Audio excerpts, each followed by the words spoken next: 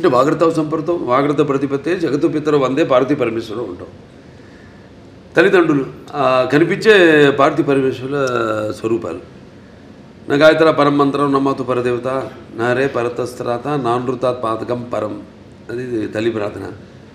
తండ్రి ప్రార్థన వచ్చి అస్మాత్ పార్థివత ప్రాదురూపతన భక్తి గురుణ సంతుర్ మాంసి శాస్త్రం తస్మై సర్వజ్ఞ మూర్తి పిత్రే. అంటే సగం దేహాన్ని ఇచ్చింది ఆ తండ్రి. మంచి గురువులు దగ్గర శుశ్రూష చేసి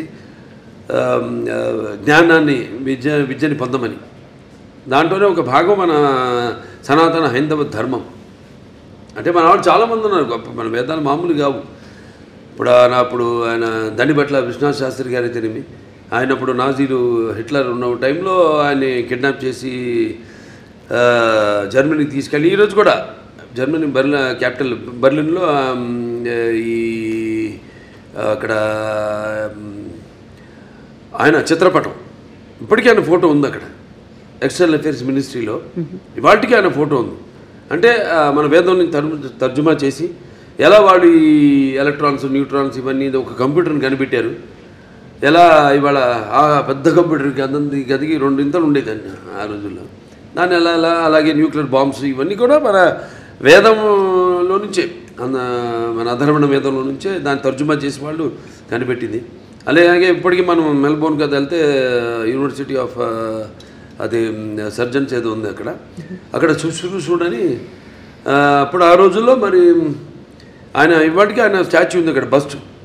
ఆయన ఒక ఋషి. అంటే మరి ఎనస్థీషియా అది లేకుండా ఎలా ఆపరేషన్ చేసేవారు ఆ రోజుల్లో. Father of rhinoplasty Sushruta Samhita. So శుశ్రూషుడు ఇవన్నీ చాలా గొప్ప వాళ్ళు.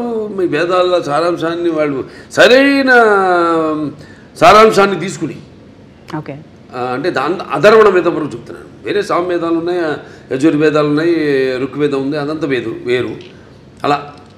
సో అలా మన భావితరాలకి దీన్ని ఇంకా ముందు తీసుకెళ్లాలంటే సినిమా అంత గొప్ప మాధ్యమం ఇంకోటి లేదు నాకు తెలిసి. ఎందుకంటే ఇప్పుడు నేను చెప్పాను ఇంతకుముందు ఈ దైనందిన కార్యకలాపాల్లో పడిపోయి ఎలా మనిషి సతమతం అవుతున్నాడు, ఎలా వాళ్ళకి బరువు కాంపిటీషను, దాంట్లో అది కాకుండా వాళ్ళు ఎలా గుంజుకుపోయింది ప్రపంచం. ఆ గుంజుకుపోయిన ప్రపంచాన్ని ఎలా సరిగ్గా వాడుకోవాలి దాన్ని. ఇప్పుడు ఏ వచ్చింది, ఆర్టిఫిషియల్ ఇంటెలిజెన్స్ వచ్చింది, ఇప్పుడు ఇవన్నీ వచ్చినప్పుడు దాన్ని ఎలా వాడుకోవాలి ఏమిటి అని దాన్ని మనల్ని సరైన మార్గంలో తీసుకెళ్లే సినిమా మన అఖండ తాండవం.